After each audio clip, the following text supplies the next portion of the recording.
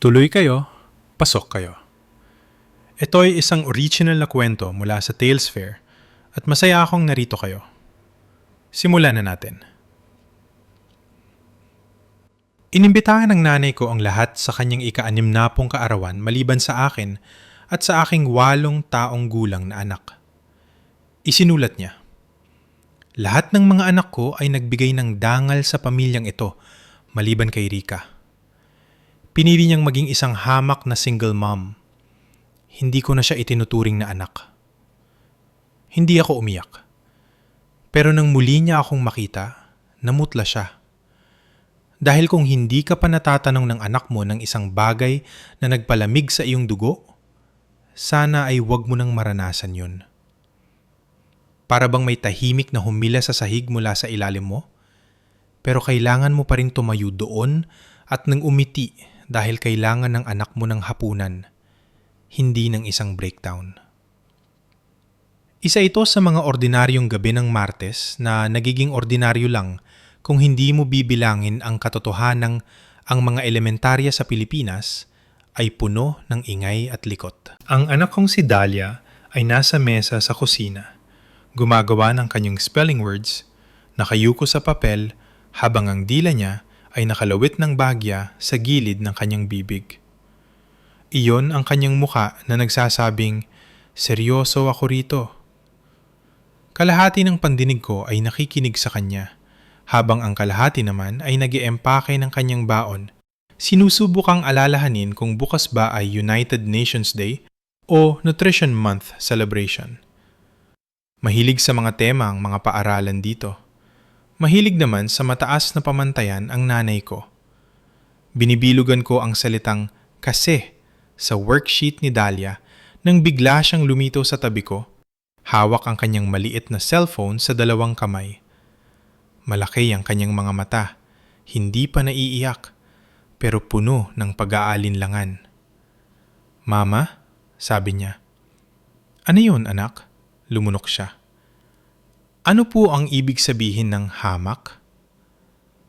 Ang salitang iyon ay lumapag sa mesa sa pagitan namin na parang isang basag na plato. Pinanatili kong garmal ang aking muka. Gaya ng ginagawa mo kapag may sinabing nakakabahala ang isang bata at sinusubukan mong huwag silang takutin. Saan mo nakita yan? Tanong ko, na parang nakakita lang siya ng bagong bokabularyo sa isang libro at hindi sa bibig ng aking sariling ina. Iniharap ni Dahlia ang phone sa akin. Sinan po ito ni Kaloy sa akin. Bumagsak ang sikmura ko. Si Kaloy ay anak ng kapatid kong si Yvonne. 10 taon na siya. Sapat na ang edad para makapagbasa ng lahat. Sapat na ring bata para isiping ang mga matatanda ay laging tama. Dagdag pa ni Dahlia ng mabilis. Sabi niya huwag ko raw ipakita sa inyo. Pero hindi ko po nagustuhan at hindi ko naintindihan. Sa screen ay may screenshot ng isang family group chat. Hindi ang chat ko, hindi ang chat ng mga nanay sa school. Iyong isa pa, ang para sa pamilya lang. Ang chat na itinuring ng nanay ko na parang sarili niyang bulletin board. Diretso ang tingin ko sa mensahe ng nanay ko. Isinulat ito na parang isang anunsyo. Parang nagkakansela siya ng isang event. Parang nagtatanggal siya ng empleyado. Dinner para sa aking ika-60 kaarawan. Sabado ng 6:00 ng gabi. Lahat ay inimbitahan maliban kay Rika. At pagkatapos, para siguradong malinaw sa lahat ang dahilan, lahat ng mga anak ko ay nagbigay ng dangal sa pamilyang ito maliban kay Rika. Pinili niyang maging isang hamak na single mom. Hindi ko na siya itinuturing na anak. Sa ilalim nito ay ang mga reaksyon. Ang tatay ko, ang mismong ama ko, ay sumagot ng thumbs up. Si Yvonne ay nag-react ng heart. Ang kuya kong si Felipe ay sumulat. Sang-ayon ako. Ang bunso naming kapatid na si Malia ay walang isinulat. Nilike lang niya ito. Para bang nag-post ang nanay ko ng litrato ng kanyang bagong kurtina? Para bang ang pagtatakwil sa akin ay isang choice lang sa home decor? Walang bumanggit kay Dahlia, kahit isang beses. Narinig ko ang mahinang ugong ng aming refrigerator. Napansin ko ang isang mumo sa mesa. Ginawa ng otak ko ang emergency mode, kung saan nagiging tahimik at mabilis ito, na parang nagtitipid ng baterya. Pinagmasdan ni Dahlia ang mukha ko ng maigi, gaya ng ginagawa ng mga bata. Ang mga 8 taong gulang ay hindi kailangan ng paliwanag. Sapat na ang isang tingin. Pinilit kong maging malumanay ang boses ko. Ang hamak, sabi ko, ay isang salitang ginagamit ng mga tao kapag gusto nilang iparamdam sa iba na maliit sila.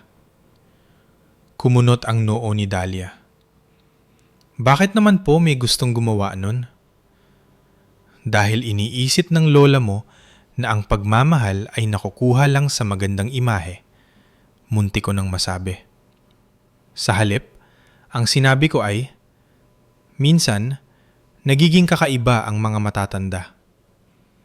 Tumingin muli si Dahlia sa screen. Isinulat yun ni Lola tungkol sa inyo. Tumanggo ako ng minsan.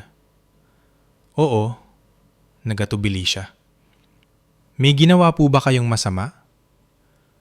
Nareto na ang tanong sa ilalim ng bawat tanong ng isang bata. Kapag malupit ang isang matanda, iniisip ng bata na may nagawang mali ang biktima dahil ang kabilang panig ay masyadong nakakatakot isipin.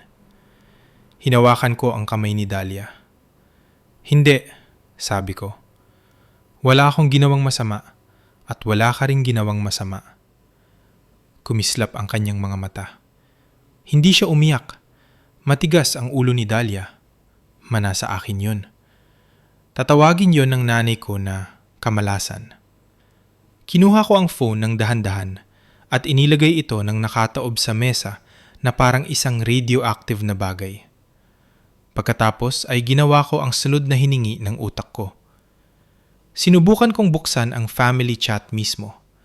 Tinap ko ang pangalan ng grupo sa aking mga message. Wala. Nag-search ako. Wala. Nag-scroll back ako baka sakaling nagtatago ito sa pagitan ng appointment sa dentista at bayarin sa kuryente. Wala. Sumikip ang dibdib ko. Hindi lang ako nakalampas sa imbitasyon. Binura na ako sa listahan. Bulong ni Dahlia. So, hindi po tayo invited? Lumunok ako ng malalim. Hindi. Tinitigan niya ang kanyang spelling sheet na parang trinador siya nito. Pero laging may birthday si Lola. Ang simpleng linyang iyon, na hindi naman dramatiko, ay mas masakit pa kaysa sa screenshot dahil hindi ito tungkol sa akin. Tungkol ito kay Dahlia na napagtanto na ang kanyang lugar sa pamilya ay may mga kondisyon din. Huminga ako ng malalim. Dahlia, sabi ko, pinapanatili ang katatagan ng boses ko. Magsipiyo ka na, okay? At piliin mo ang libro mong tungkol sa mga dragon. Laging nananalo ang dragon. Nagatubili siya sa may pintuan. Ayos lang po ba kayo? Ayos lang ako, sabi ko. At hindi yun kasinungalingan. Hindi eksakto. Nakatayo ako. Humihinga ako. Nanay pa rin ako sa kusina na may mga spelling words at lunchbox. Maituturing na yon na ayos lang. Naglakad na paalis si Dahlia. Tinitigan ko muli ang screenshot. Hindi lumabo ang mga salita. Hindi lumambot. Hindi naging hindi totoo dahil lang sa gusto ko. Pagkatapos ay nag-vibrate ang phone ko. Si Yvonne. Siyempre. Sinagot ko dahil kailangan ko ng isang bagay bago ako kumilos. Kumpirmasyon. Hindi para sa damdamin ko, kundi para sa katinuan ko. Rika, sabi ni Yvonne, Tunog inis na agad na parang naabala ko siya sa pagtatakwil sa akin. Makinig ka? Totoo ba ito? Tanong ko. Isang sandali ng katahimikan. Isang buntong hininga. Nakita mo naman. So totoo yan. Masama ang loob ni Mama. Mabilis na sabi ni Yvonne. Alam mo naman kung paano siya magalit. Sinabi niya sa buong pamilya na hindi na niya ako anak. Bakit mo ito ginagawang malaking issue? Bulyaw ni Yvonne. Humigpit ang hawak ko sa phone. Dahil ang 8 taong gulang ko ay kapapadala lang sa akin ng mensahe ng nanay mo. Sabi ko ng mahinahon. Sinend ni Kaloy kay Dahlia ang screenshot at tinanong niya ako kung ano ang ibig sabihin ng hamak. Nagkaroon ng katahimikan. Hindi gulat na katahimikan. Hindi hiyang katahimikan, kundi kalkuladong katahimikan. Hindi dapat sinend yun ni Kaloy, sa wakas ay sabi ni Yvonne. Hindi nakuha ang punto ng ganoon na lang na parang sinasadya niya. Okay, sabi ko. So, kinukumpirma mong totoo ito? Huminga ng malalim si Yvonne. Birthday ni Mama. Huwag kang gumawa ng drama. Tumingin muli ako sa screenshot. Ang thumbs up ng tatay ko, ang pagsang-ayon ni Felipe, ang like ni Malia, ang buong pamilya na nakapila sa likod niya na parang ang pag-iral ko ay optional lang. Hindi ako gumagawa ng drama, sabi ko. Tinatapos ko na ang ugnayan. Nainsulto si Yvonne. Hindi ka panipaniwala. Hindi ako nakipagtalo. Hindi ko ipinagtanggol ang sarili ko. Hindi ako nakiusap na parang nag-a-apply para mahalin. Sabi ko, sabihin mo kay Mama, nakuha na niya ang gusto niya. Pagkatapos ay ibinaba ko ang telepono. I-n-block ko ang nanay ko. I-n-block ko ang tatay ko. I-n-block ko sina Yvonne, Felipe at Malia. Walang babala, walang mahabang talata, walang emosyonal na speech. Katahimikan lang. Dahil hindi ko ipapakita ang sakit ko sa mga taong itinuturing itong abala lang. Nang bumalik si Dahlia na nakapajama, hawak ang kanyang libro ng dragon, sumampa siya sa kandungan ko gaya ng lagi niyang ginagawa. Ang maliit niyang katawan ay mainit, mabigat at totoo.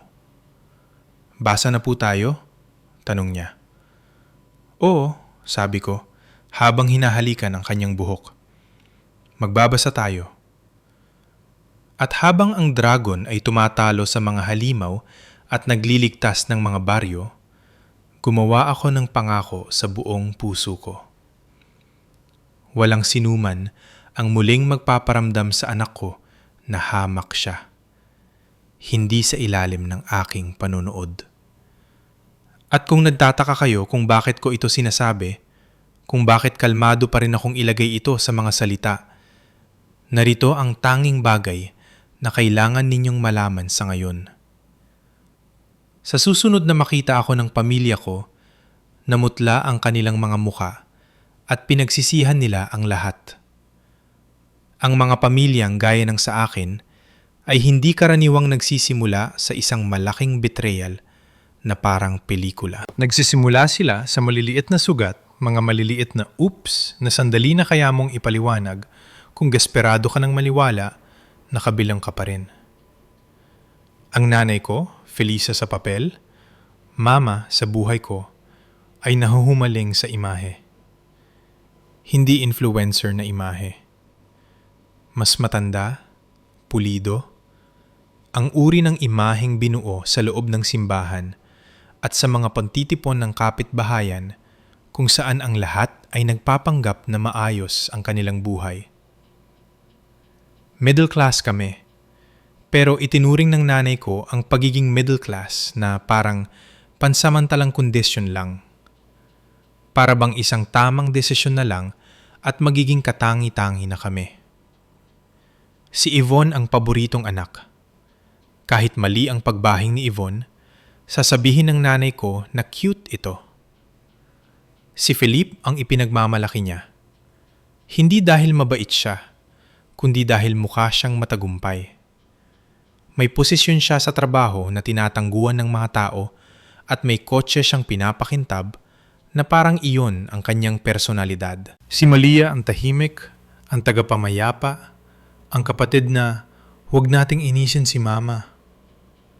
Kaya ni Malia na manood habang nasusunog ang bahay at bubulong lang ng huwag na tayong gumawa ng eksena.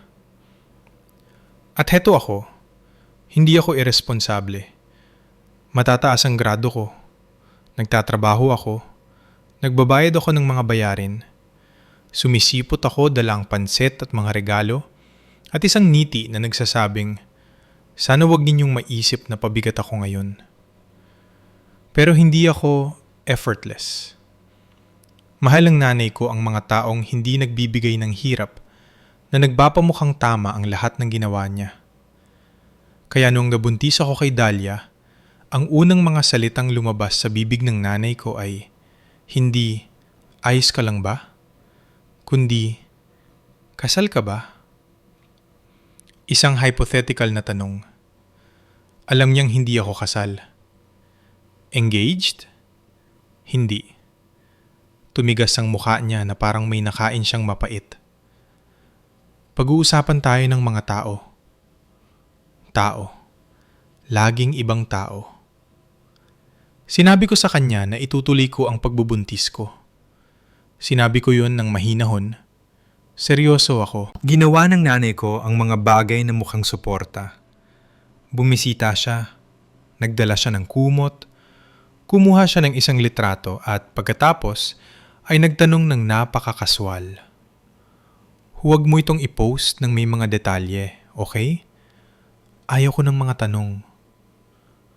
Iyan ang uri ng pangungusap na hindi mo maririnig ng maayos hanggang sa lumipas ang maraming taon. Hindi kinasusuklaman ng nanay ko si Dahlia bilang tao. Kinasusuklaman niya ang kinakatawan ni Dahlia. Isang buhay na hindi tugma sa kwento ng pamilya. At sa paglipas ng panahon, naging mga pagkakamali iyon. Ang una kong natatandaan ay ng 3 taon na si Dahlia. May family barbecue sa bahay ng tita ko. Ilang linggong pinag-uusapan ng lahat yon. Si Yvonne ang nag-aayos ng mga side dish. Si Felipe ang walang ginagawa pero siya pa rin ang kumukuha ng kredito. Ang nanay ko ang nag-aayos ng vibe.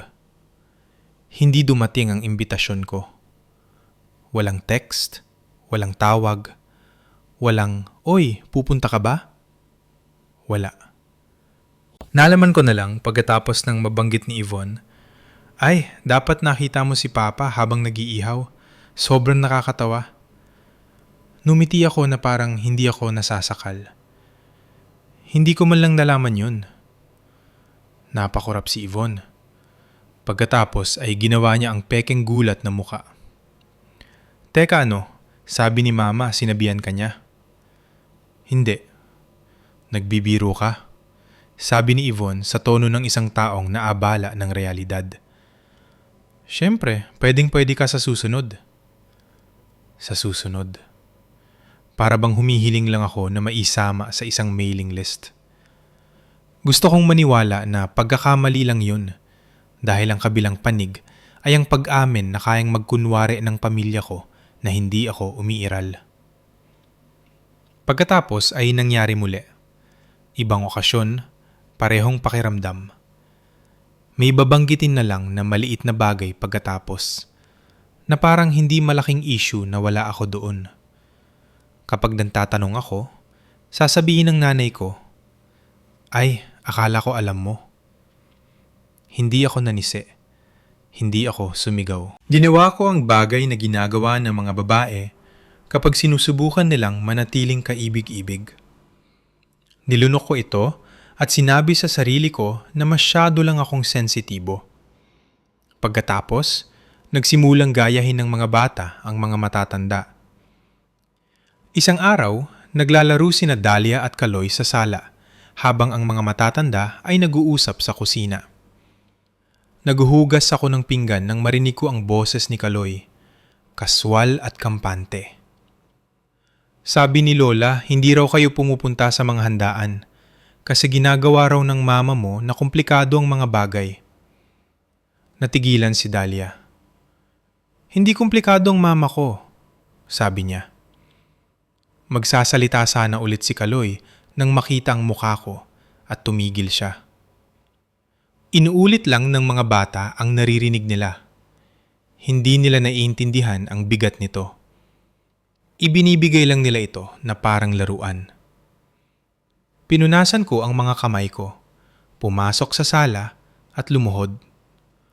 Para kapantay ko ang mga mata nila. Kaloy, sabi ko ng malumanay, kung may sinasabi si Lola tungkol sa akin, hindi mo na kailangan dalhin yon sa silid na ito, okay? Namula ang mukha ni Kaloy. Napuno ng luha ang mga mata ni Dahlia. At sa sandaling yun, may napagtanto ako na nagpabago sa paningin ko sa lahat. Hindi lang ako hinuhusgahan ng nanay ko. Tinuturuan din niya ang susunod na henerasyon kung paano ako huhusgahan. Doon ako nagsimulang gumuhit ng mga linya. Hindi dramatikong mga linya, kundi mga totoong pinto na nagsasara. Kung hindi tanggap si Dahlia, hindi rin ako tanggap. Sabi ko nung mahinahon. Seryoso ako. Tatango ang nanay ko na parang naintindihan niya, pero kalaunan ay mag-aakto na parang hindi niya narinig ang mga salitang yon. Dahil ang mga taong gaya ng nanay ko ay hindi nakikita ang mga hangganan o boundaries bilang realidad. Nakikita nila ito bilang pagmamaktol na lilipas din kapag may kailangan ka na.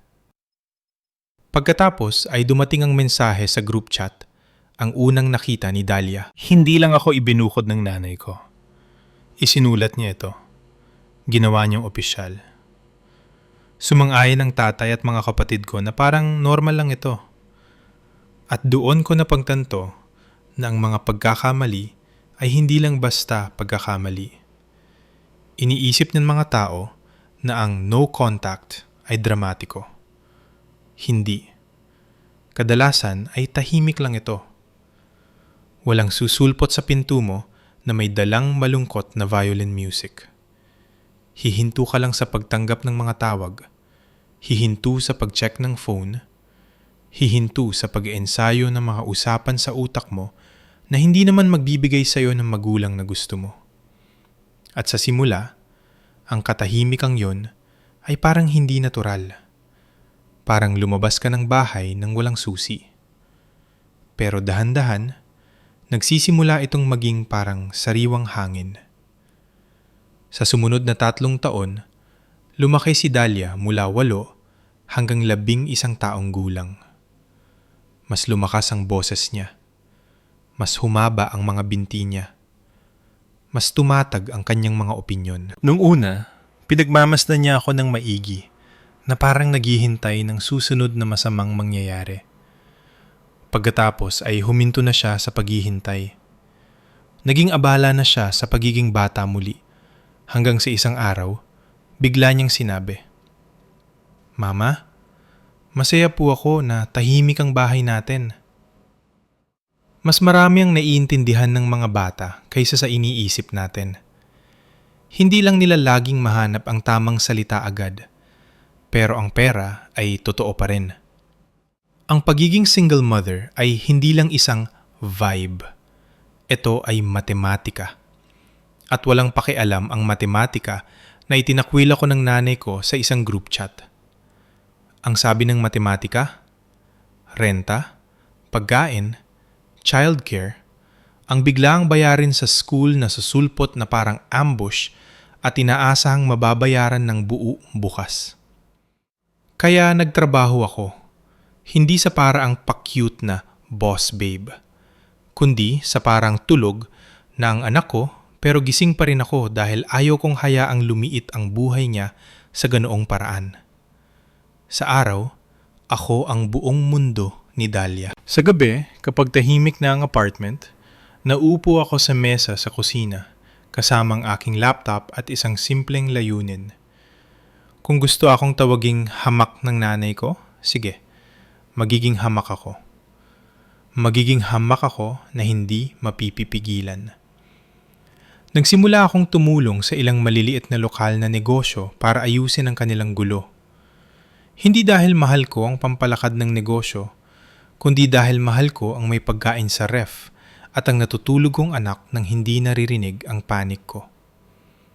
Ito ay trabahong walang nagmamayabang, kaya perpekto ito para sa akin. Hindi ko kailangan ng palakpak, kailangan ko ng usad. Pagkatapos ay may napansin ako. Lahat ay nalulunod sa parehong dahilan. Walang sistema, puro gulo at pag-asa lang. At ang pag-asa ay hindi isang stratehiya. Kaya bumuo ako ng isa. Hindi magarbo, hindi kailangan ng TED Talk. Isang malinis lang na nagpapanatili sa mga tao sa tamang landas at pumipigil sa pagkawala ng pera. Gumana ito. Nagsimulang magtanong ang mga tao tungkol dito, pagkatapos ay ibinahagi at ipinasa sa mga kaibigan na parang isang sekreto. At bigla, hindi na ako ang naghahabol sa mga kliyente. Ang inbox ko na ang naghahabol sa akin. Nang umabot kami sa 3,000 nagbabayad na users, tinitigan ko ang numero na parang baka maglaho ito kapag gumurap ako. 3 taon ang nakalipas. Binibilang ko pa ang barya para sa pagkain. Ngayon, bumubuo na ako ng isang bagay na talagang makakabuhay sa amin. At si Dahlia, ang matamis pero diretsahang si Dahlia, ay tumingin sa akin isang gabi at nagsabi, "Mama, hindi na po kayo mukhang takot." Doon ko nalaman na talagang nagbago na ang lahat. Pagkatapos, isang maliit na artikulo sa lokal na pahayagan ang nagbanggit sa kumpanya ko. Hindi magarbo, sapat lang para mailagay ang pangalan ko sa publiko.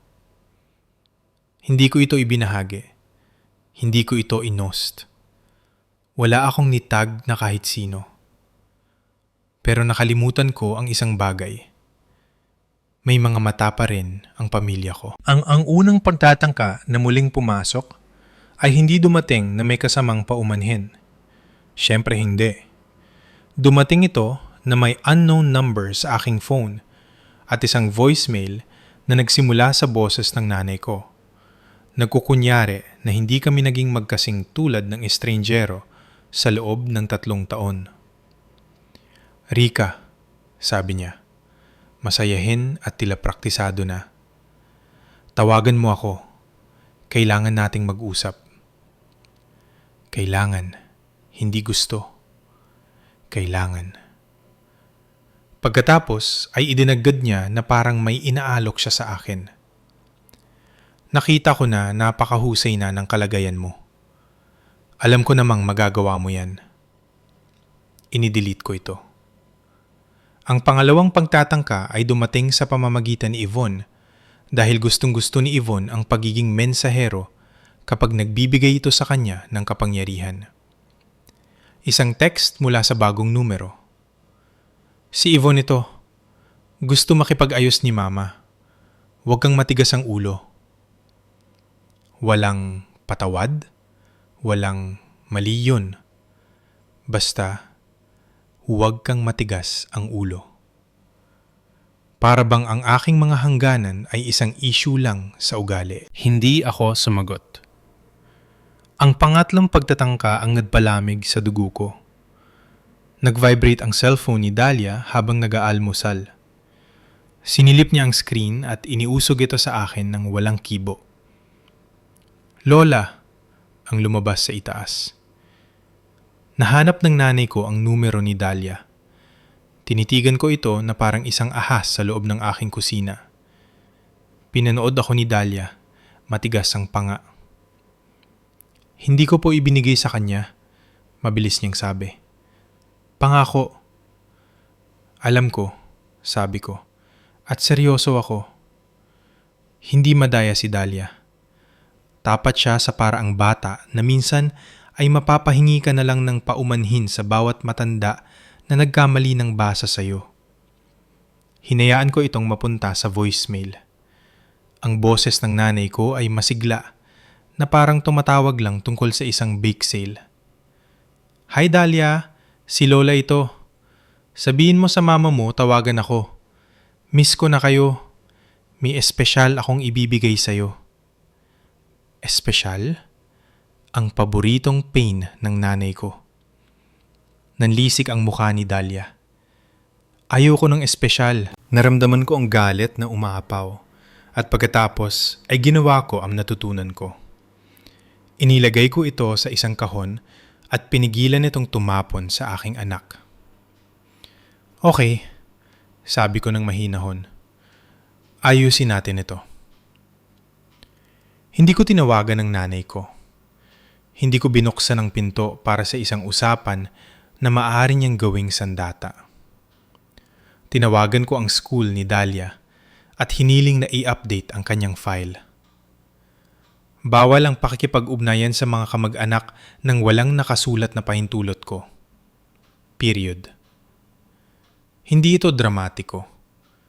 Ito ay gawaing matanda. Ito ang uri ng hangganan na binuo sa pamamagitan ng mga papel. Nang linggo ring yun, nakatanggap ako ng isa pang tawag. Ito naman ay mula sa isang pinsan na pinagkakatiwalaan ko pa rin. Ang uri ng kamag-anak na hindi mahilig sa drama pero hindi rin nagsisinungaling.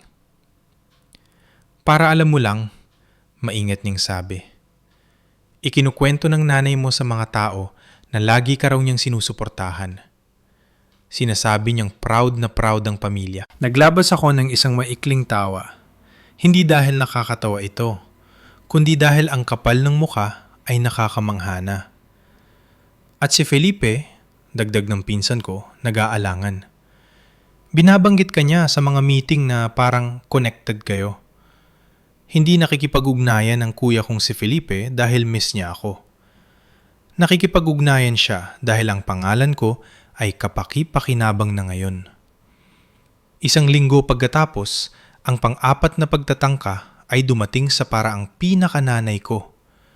Isang magalang na email, hindi sa akin, kundi sa event organizer ng isang business awards night kung saan nakatakda akong dumalo. Ipinasa ng organizer ang email sa aking assistant na may simpleng tanong. Legit na pamilya ba ito? Dinala ito ng assistant ko sa akin na may maingat at professional na muka ng mga taong sinusubukang huwag magusisa. Ang email ay mula sa nanay ko. Isinulat niya. Ako ang ina ni Rica. Dadalo ang aming pamilya para suportahan siya. Pakisigurado na nakaupo kami ng naangkop. Naangkop. Para bang ang pag-ibig ay may kasamang assigned seating. Tinitigan ko ang screen, nararamdaman ang pamilyar na sikip sa aking dibdib. At doon ko naintindihan kung ano talaga ang nangyayari.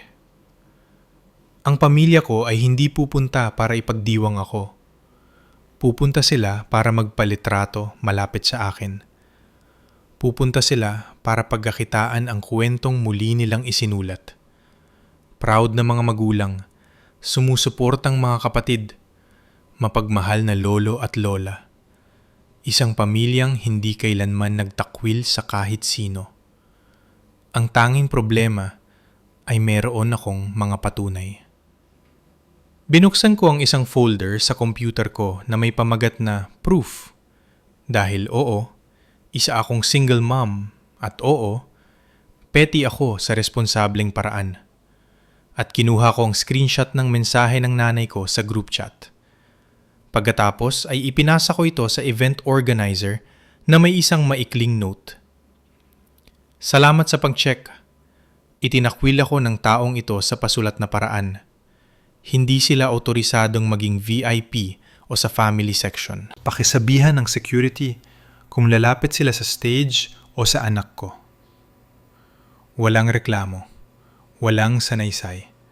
Puro katotohanan lang. Dahil ang katotohanan ay mas mahirap baluktutin. Nang gabing yun, pagkatapos makatulog ni Dahlia, naupo ako sa mesa sa kusina at tinitigan ang bakanteng espasyo kung nasaan dati ang pagmamahal ng aking ina. Hindi ako umiyak. Hindi ako nag-spiral. Hindi man lang ako nagulat. Naramdaman ko ang katatagan. Nung panahong yun, akala ko ang pinakamasamang bagay ay nangyari na. Hindi ko pa alam na sa susunod na magpakita ang pamilya ko. Magtatapos ito sa paghiling nila na sana ay hindi na nila binanggit ang pangalan ko. Sa gabi ng event, nakatayo si Dahlia sa harap ng salamin. Inaayos ang kanyang buhok. Sinusubukang magpasya kung mukha ba siyang sapat na formal para sa isang silid na puno ng mga taong naka-blazer. 11 taon na siya ngayon, anak ko pa rin, matigas pa rin ang ulo. Sapat na ang taas para makita ang lampas sa mga kasinungalingan. Okay lang po ba ang hitsura ko? Tanong niya. Perpekto ka, sabi ko. Inaayos ang kanyang kuwelyo. Maaga kaming dumating. Ang venue ay puno ng matataas na kisame at magagandang ilaw. Ang uri ng lugar kung saan nagpapanggap ang mga tao na hindi sila kailanman umiyak ng husto sa loob ng kotse. May mga kamera sa pasukan, isang backdrop para sa mga litrato, at maliliit na baso ng mamahaling inumin. Piniga ni Dahlia ang kamay ko. Bakit po ang daming tao? Dahil ang mga matatanda ay mahilig pumalakpak para sa isa't isa, sabi ko. Parang pep rally lang ito pero naka-blazer. Humagikdik siya at sandaling gumaan ang pakiramdam ko. Dahil anuman ang mangyari, magkasama kami ni Dahlia. Laging kaming dalawa. Ito ay isang pampublikong event. Kahit sino na may ticket ay pwedeng pumasok, na nangangahulugang pwedeng sumulpot ang pamilya ko. Pero hindi sila makakalapit sa amin sa pagkakataong ito. Kaya nang maupo kami ni Dahlia malapit sa harap at ang pangalan ko ay nakalimbag sa programa, naramdaman ko ang katatagan. Pagkatapos ay nagbago ang hangin. Alam mo ang pakiramdam kapag ang isang silid ay nagbabago bago mo pa makita kung bakit.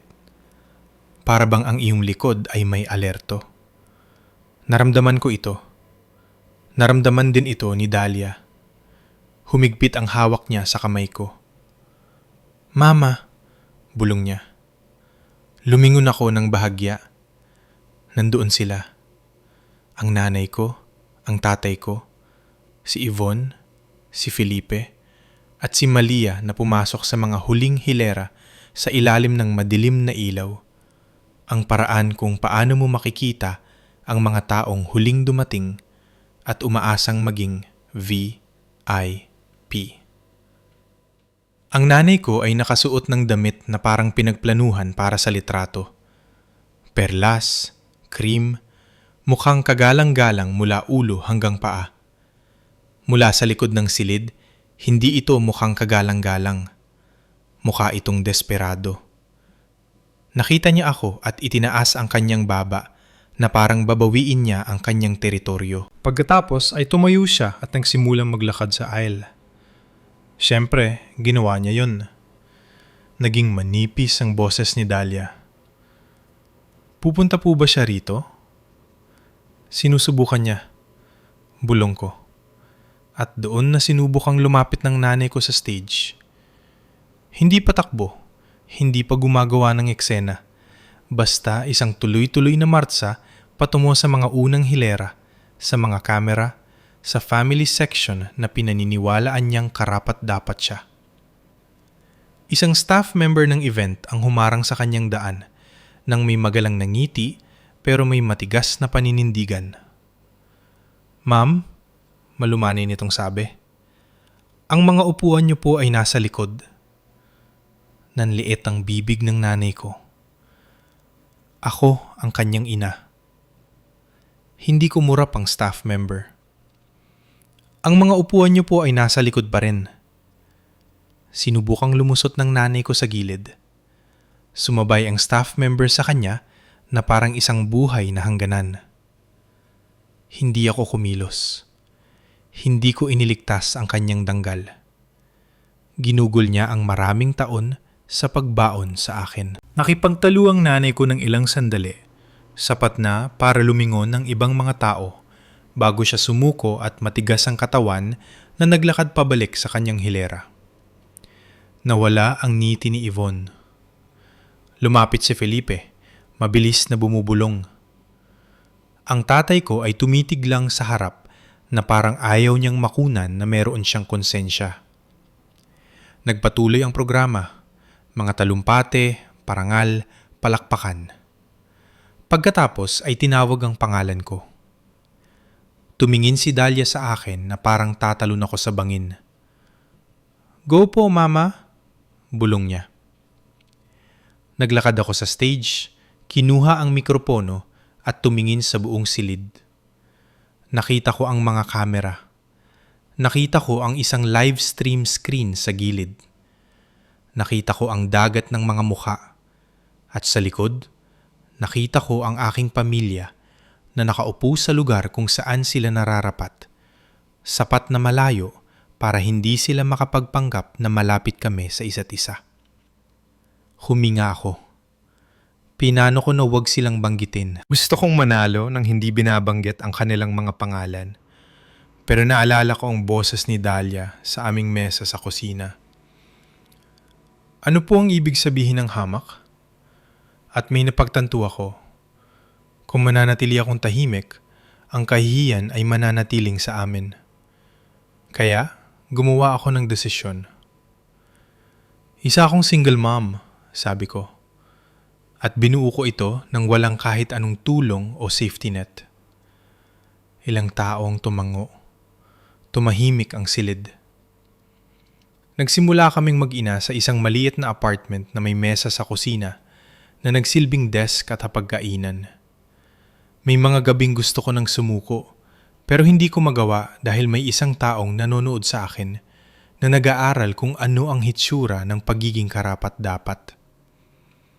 Huminto ako ng sandali para makinig ang lahat. 3 taon na ang nakalipas, isinulat ng nanay ko sa aming family chat. Lahat ng mga anak ko ay nagbigay ng dangal sa pamilyang ito, maliban kay Rika. Pinili niyang maging isang hamak na single mom. Hindi ko na siya itinuturing na anak. Ang silid ay natahimik sa paraang gulat ang publiko. Hindi tsismis na katahimikan, kundi katotohanan na katahimikan. Pinanatili kong mahinahon ang aking tono. Hindi galit, hindi teatral, puro katotohanan lang. Parang nagbabasa ng isang bagay na hindi dapat kailanman isinulat. Hindi ko ito ibinabahagi para kaawaan. Pagpapatuloy ko. Ibinabahagi ko ito dahil bahagi ito ng aking pinamtagumpayan. At dahil kung may sinumang sumubok na iparamdam sa inyong maliit kayo dahil lang sa pagpili ninyong mabuhay, pakinggan niyo ako. Kaya ninyong bumuo anuman ang mangyari. Hindi ako tumingin sa mga huling hilera. Hindi ko kailangan.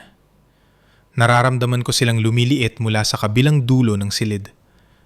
Pagkatapos ay iniba ko ang usapan dahil hindi ko ibibigay sa kanila ang buong talumpati ko. Pinasalamatan ko ang aking team, pinasalamatan ko ang mga taong sumuporta sa akin, at pinasalamatan ko si Dahlia dahil siya lang ang pamilyang kailangan kong pangalanan. Sumabog ang palakpakan.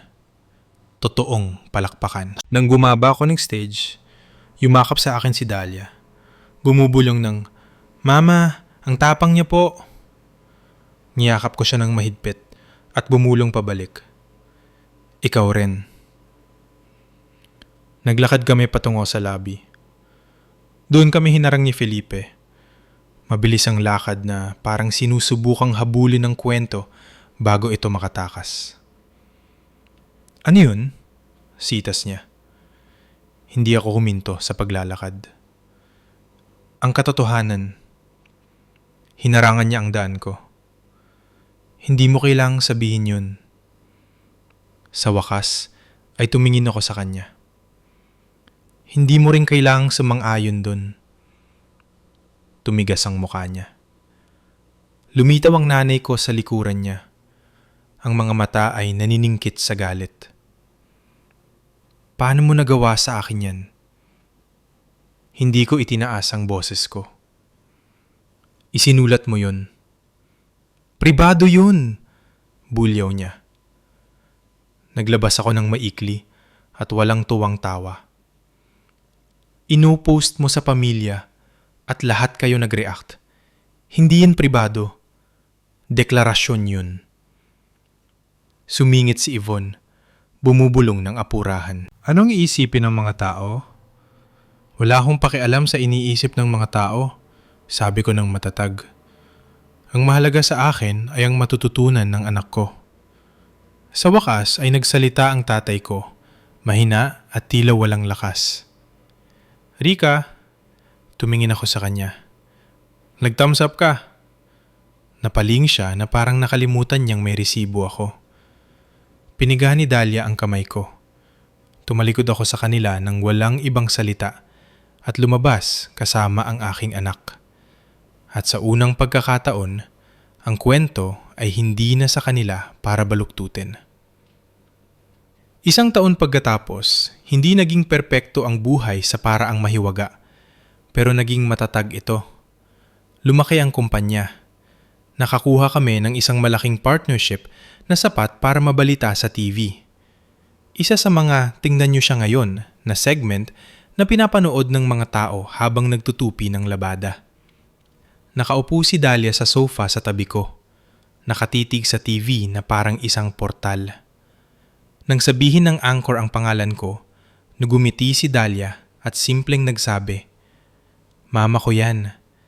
Ang pangungusap na yon ay mas mahalaga pa kaysa sa anumang numero sa screen. Pagkatapos ay tumunog ang doorbell isang hapon ng Sabado. 3 mabilis na tunog. Apurado. Binuksan ko ang pinto at nandun sila. Ang nanay ko sa harap, ang tatay ko sa likod, sina Felipe at Yvonne sa gilid. Si Malia ay nasa malayo na parang kinaladkad lang doon ng labag sa kanyang loob. Ang mga mata ng nanay ko ay lumibot sa bahay at sa katahimikan at sa kaligtasan at makikita mo ang kalkulasyon sa likod ng kanyang ekspresyon. Pagkatapos ay isinuot niya ang kanyang maskara ng isang makatuwirang babae. "Rika," malambot niyang sabi, "kailangan namin ng tulong." Siyempre, hindi patawad, hindi nagkamali ako. Tulong. Humakbang si Felipe. Dalit na agad na parang kasalanan ko ang lahat. Pagkatapos ng gabing yun, naging komplikado ang mga bagay. Itinagilid ko ang aking ulo. Interesadong pagpili ng salita. Nagitningit ang kanyang panga. Umatras ang mga kliyente. Lumamig ang mga partner. Ipinadala ng mga tao ang clip na yun sa paligid. Sabi nila ay hindi ko raw totoong koneksyon ang mga sinasabi ko. Koneksyon, ibig sabihin ay ako. Nanginginig ang boses ng nanay ko. "Baka mawala sa amin ang bahay." Tumikhim ang tatay ko. "Pamilya tayo." Sa likuran ko, lumitaw si Dahlia sa pasilyo, tahimik at nanonood. Tumingin ako sa nanay ko. "Isinulat mo, hindi mo na ako itinuturing na anak." Kumislap ang mga mata ng nanay ko. "Masama lang ang loob ko noon." "Naging malinaw ka," sabi ko. Humakbang ng maliit si Dahlia at nagsabi, tahimik pero matatag, "Tinawag niyo pong hamak ang mama ko." Napangiwi ang nanay ko dahil iba ang tama kapag bata ang nagsasabi nito. Hindi ako nagmalaki. Hindi ako nang aral. Hindi ako nagkunwaring nagpatawad. Sinabi ko lang ang totoo. Hindi mo pwedeng itakwil ako at pagkatapos ay susulpot ka kapag kailangan mo ng pera, sabi ko. Hindi yan pamilya. Yan ay emergency fund na may muka. Tumaas ang boses ni Felipe. "So, Hahayaan mo lang kaming mawala ang lahat? Tinitigan ko siya sa mata. Nawalaan niyo muna ako. Katahimikan. Pagkatapos ay humakbang ako pabalik at isinara ang pinto. Hindi binalibag, hindi dramatiko, basta isinara lang. Tumingin si Dahlia sa akin. Hindi po tayo hamak, sabi niya. Numiti ako. Hindi anak, hindi tayo hamak. At yun na ang huling pagkakataon na nakita ko sila. Kaya, sabihin niya sa akin, lumabis ba ito o hindi pa sapat? Ipaalam niyo sa akin sa mga comment. At kung gusto niyo pa ng mga ganitong kwento, alam niyo na ang gagawin.